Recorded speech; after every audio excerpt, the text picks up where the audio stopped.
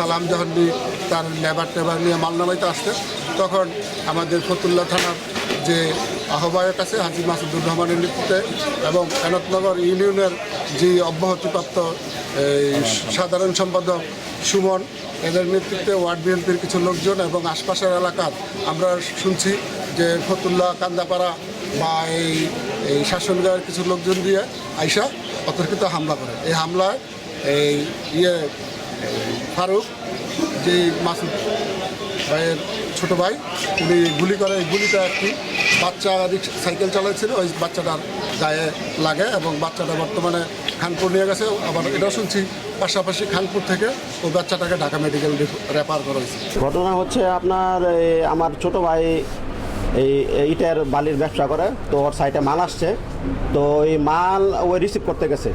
তো এক সময় দেখা যায় এদিকে অনেক মারামারি, তো কিলো মারামারি ওই আবার গেছে যা আবার মানুষ গেছে যা দেখা যায় বিশাল বড় মারামারি, একজন আরেকজনে মারতেছে।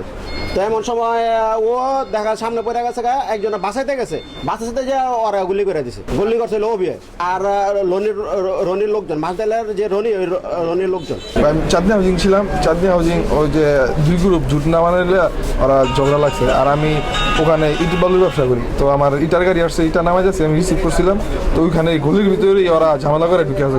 ঢুকে যাওয়ার পর মোহাম্মদ আলী, ভাতিজা অবি, মশিউর রহমান রনির আর ওর কিছু সাথে লোকজন আরিফ, ওরা আমার করছে বুকের ভিতরে গুলি করছে আর আমার রামদাদা কোবাইছে মাথার ভিতরে। ফতুল্লা থানাধীন পঞ্চবটি এলাকায় বেস স্টাইল কম্পোজিট এই নামের একটা গার্মেন্টসে ঝুট ব্যবসাকে কেন্দ্র করে স্থানীয় দুই পক্ষের মধ্যে সংঘর্ষ হয়।